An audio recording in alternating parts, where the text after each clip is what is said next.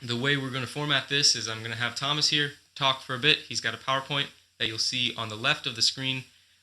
He will be explaining the content of that. And then once he's done, I will give a short rebuttal. And at any point in time, if you have any questions, just post them in the chat. I will be keeping an eye on that as he's talking and bringing them up when there's a break in the conversation. So without further ado, I'll hand it over to Thomas. Well, thank you. Go ahead. It's going to be fun to be here, and as Jono said, if you guys have any questions as we're moving along here, just let me know.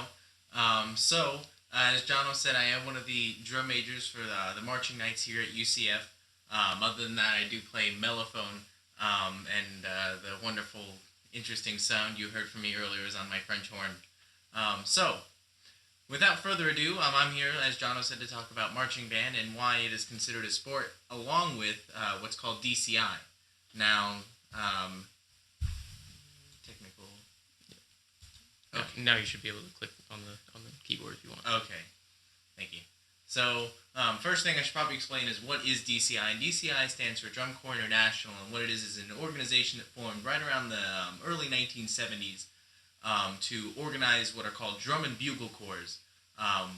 And the best way I can describe a drum and bugle corps without getting too detailed, even though some people are going to be a little bit pissed off with me for this way of saying it, is marching band without woodwinds. So just your brass, percussion, front ensemble, so your pit, and then color guard, and dancers. Would you say it's marching band but more metal? Yeah, you could say that. Okay. Yeah. All metal, no wood. Yeah. So, the participants are anywhere from 13 to 22. You have an audition and everything that goes through that, and we'll talk about that a little bit later.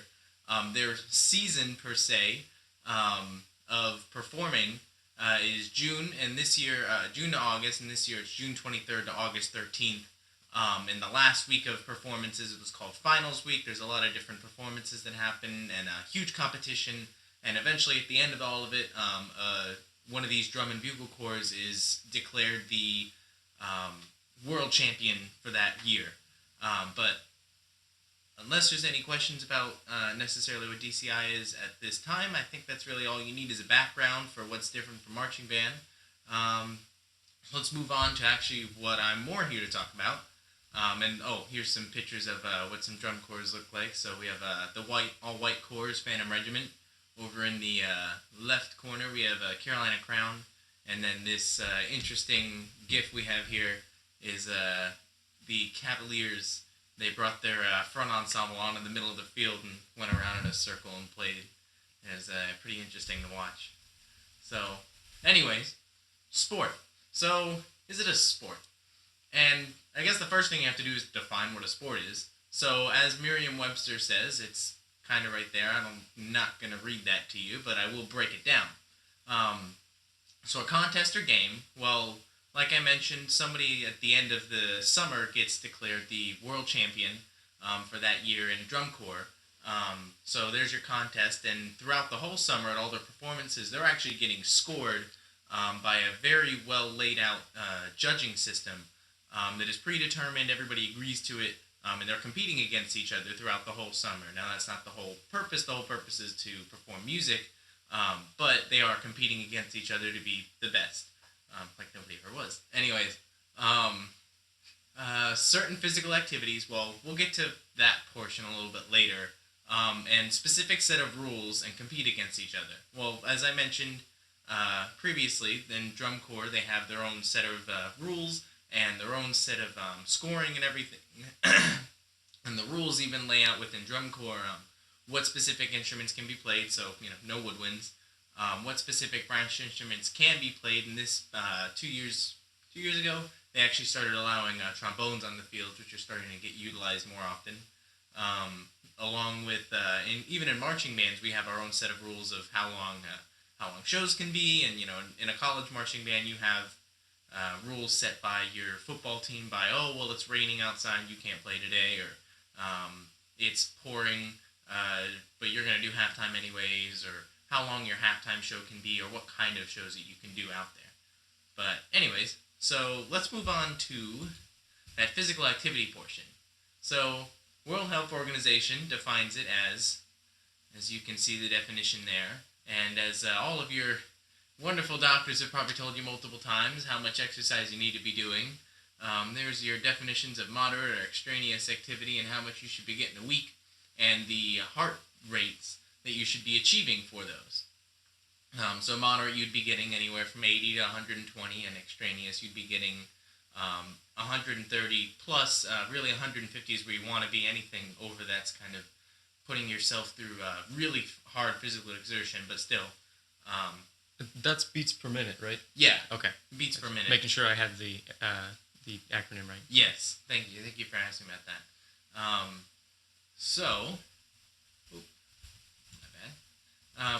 in 2005, an actual study was done on this. Unfortunately, no more recent studies to my knowledge have been done, but if somebody's aware of that, please let me know. They monitored actually one of these drum corps members' metabolic rate, which would be his oxygen consumption, CO2 production, how much air he's breathing in, of course carbon dioxide out, and then his heart rate. And what they found was his heart rate, just when he was standing on the sideline, not even doing anything, when the band was performing and he was not, jumped up to 180 beats per minute, his heart rate. And when he was performing out on the field and he marched drums, the tenor drums, so there's 4 different drums or 6 different drums, anywhere from 4 to 6 depending, his heart rate shot up to almost 200 beats per minute.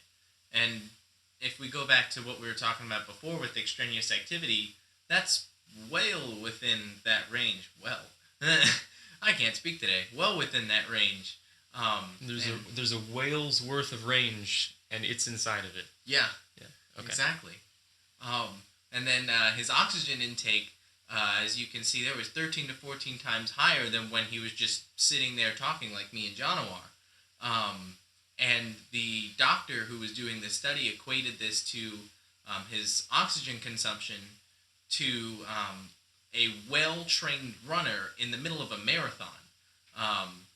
Or his heart rate, he compared it to a well-conditioned track runner running a 400 or 800 meter dash at the fastest they could possibly run.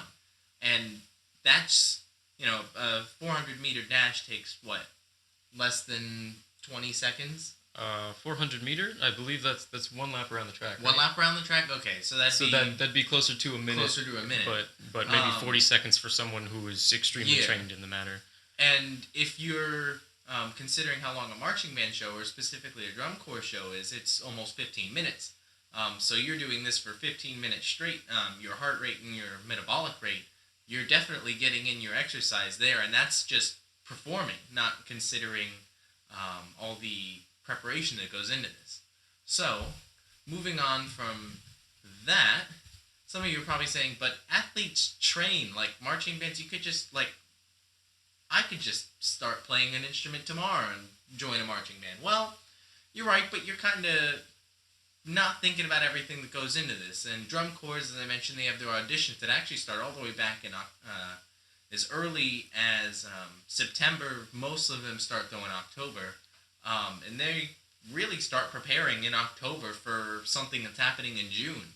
And they also have their spring training, so they move in around late April, early May, and they have 1 month of preparations, rehearsing every single last day in and out, preparing for shows. And that's similar to even to marching bands, where we have our band camp normally the week before school starts or week before performance season starts, where again we're day in, day out. Even like here at UCF, we do in 12-hour band camp, we go 8 a.m. to 8 p.m., 3 hours outside in the morning and 3 hours in the evening, and then 3 hours inside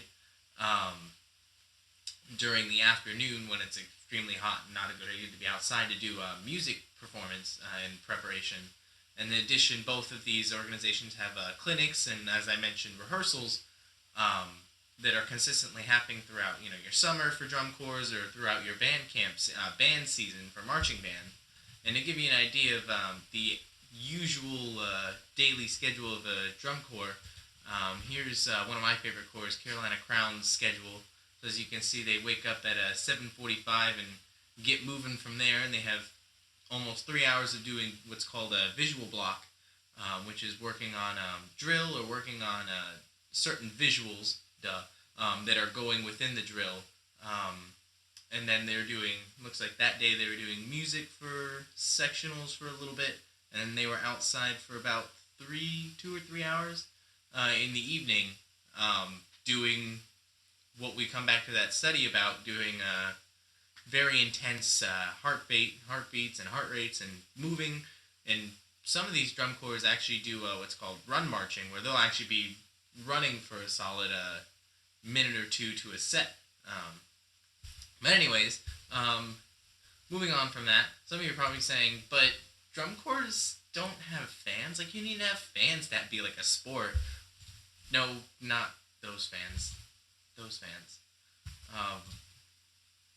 So each summer, somewhere between 400,000, around 400,000 people attend all of the shows that happen throughout the summer, which is somewhere around over 100 shows, with an average attendance of 60,000 people attending that finals week with all the different performances and everything that's happening there.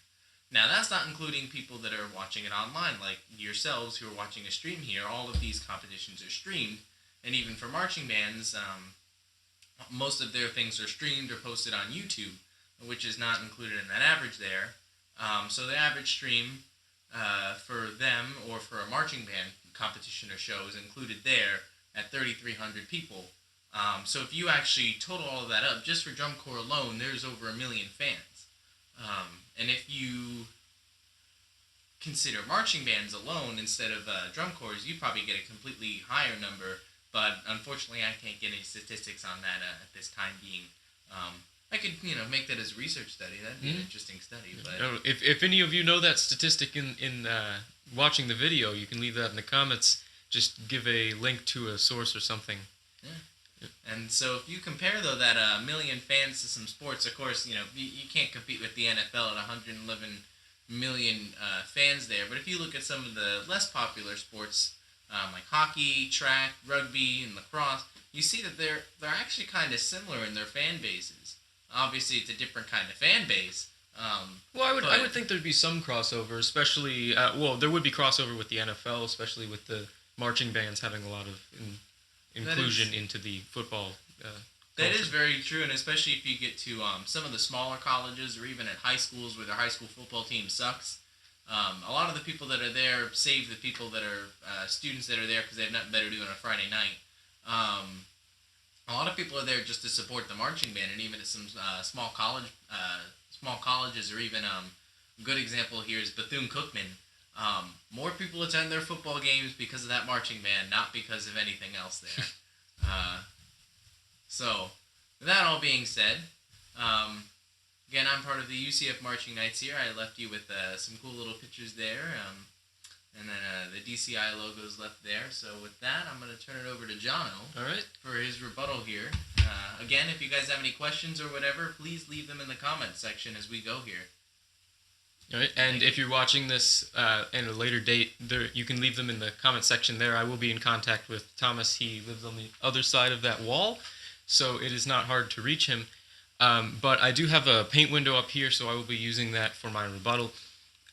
So first off, I want to talk a little bit about how I'm planning to attack this topic, because I would like to say you gave a excellent explanation of the definition of physical activity and how a marching band performance is considered a physical activity, because I can understand the movement even if it is not at the pace of maybe a sprinter or so. Having to breathe into an instrument while making those motions does cause a large toll on your system, and I can completely understand that. But what I would like to question in the classification of this topic of whether or not it's a sport is the question of whether or not the definition of sport is correct in terms of how society views it. So what I'd like to get at here is, so right now we have sports, and I want to make sure that this is on the screen, but it is. So we have sports, And I think right now the argument is considering sports the most general group of events and activities to consider. But the way that I personally view sports is that a sport is essentially an athletic game.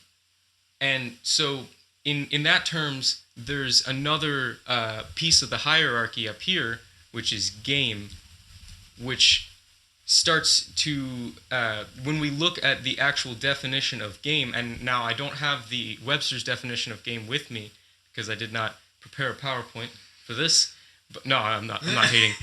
But if we look at game as the more general topic that sports falls under, then we start to consider what a game is. And so Socratic philosophy tells us not to necessarily answer the question, but to question the question you're asking to make sure it's the correct question. So I would be asking whether this athletic game idea is accepting of the marching band realm of activities, whether it be drum corps or marching at a football game or something like that. So my idea is that with this idea of a sport being a game, because when you use sport in a sentence, you don't say I went to the sport. You say I played the sport. And although you could say I play an instrument, you don't say that I played marching band. That's in a true. sense. So what this idea is with game here is that when I think of a game, and I hope that some of you in the audience agree with me, is when I think of a game, there's either two people or maybe two different sides of the situation, and so you have two different parties in affiliated in the situation. There could be multiple parties, maybe if it were like a race or something like that. But essentially, you have two or more parties involved. So this is this category could include marching band, because at these tournaments where they go to perform and be deemed the world champion, there are many parties affiliated. But one aspect of a game that doesn't necessarily do it for me in terms of marching band is when you have a game, if you have the two parties playing against each other, then the actions of one party directly affect the overall score of the second party. And so this is where the line for me starts to be drawn, because when we look at things like that are agreeably and very respectively athletic, like marching band or perhaps cheerleading, gymnastics, there's others that I can't think of at the moment, but when we look at this range of athletic events, these events are scored by judges, and so it's basically a situation where everyone could do very well, but it's more of a question of who did better than someone else, Right. in a sense. So, like, let's say this will get a little bit into a gray area, but let's say you can have a group of people at these athletic events, and they score a 9 out of 10, a 10 out of 10, an 8, and a 7, and so obviously the 10 wins. But if this group did slightly better and instead got a 9, that wouldn't change the fact that this group got a 10. And so that's what does it for me, is like if you are playing a sport, and so then you have these two teams that are directly going head to head, and one team scores, it's almost as if they are removing those points from the other team's score. And so in a sense, it kind of, for me, a sport is something where one party directly affects another party in order to succeed or be the victor of that event. So I agree that marching band does have a fan base and a culture, and I think that there is the main reason that the category of marching band would want to be considered a sport is because of the respect that sports are given for their athletic ability. Right. But I don't know that naming it a sport necessarily fixes that problem. I think that it's more of a question of changing the culture of society as opposed to changing the category, although connotations do have a large play on how people view things. That is true. So naming marching band a sport would just give off these connotations that would allow people to view it in a new light. But I think that it may not necessarily be that naming marching band a sport is the best option. I think that much like how we decided that pumpkins are no longer vegetables, it may be necessary to create an entire new category that is simply athletic events. Because there are a lot of different events that fall into this category that I'm describing. Yeah. There is like cheerleading, gymnastics. There are some gray areas, like if you consider boxing or maybe judo.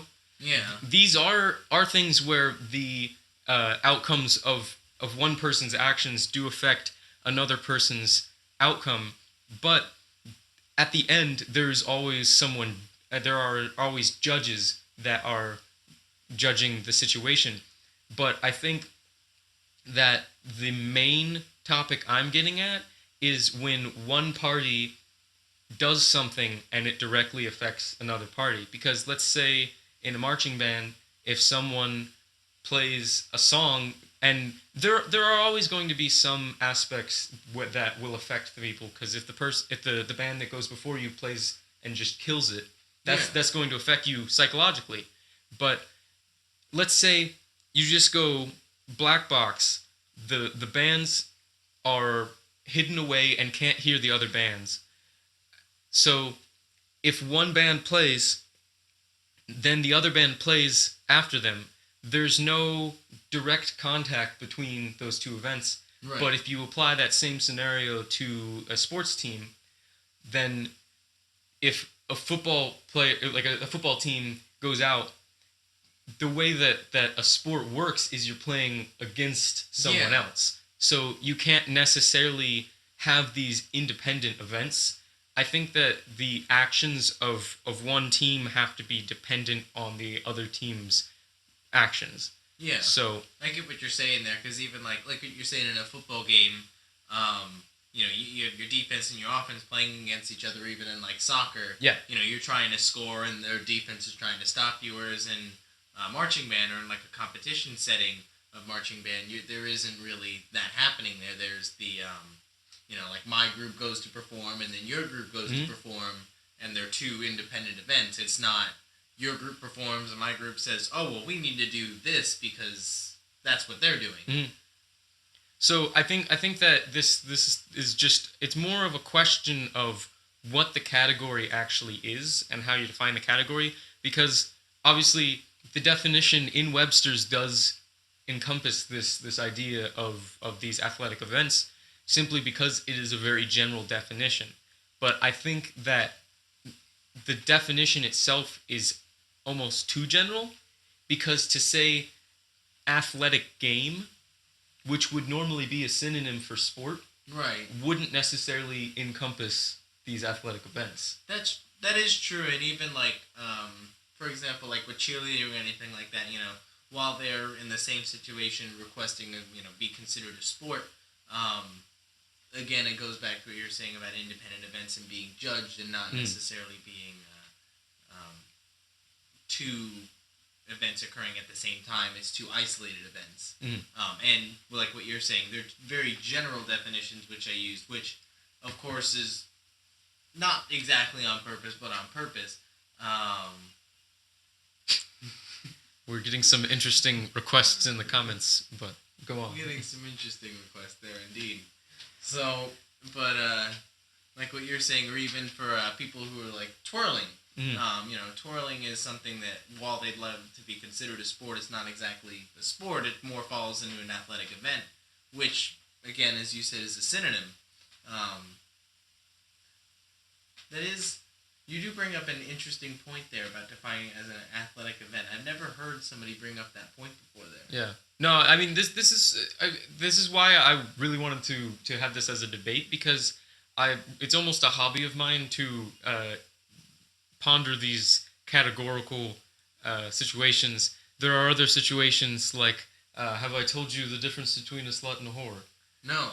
All right, so I have decided that a slut is a predator and a whore is the prey. So if someone is coming up to you and trying to seduce you, then they would be a slut. But if you are able to seduce someone easily, then they are a whore. Interesting. That's different. But these are situations where there are a lot of words that are synonyms, but in connotation they do mean different things. So I think this is it's definitely a debatable topic, and so I would ask you, so if you have a strong opinion on this matter, or even if you've just watched this and have decided one way or another, please leave a comment in the chat or in the comment section after the video has been posted on which side you would side with in this argument. But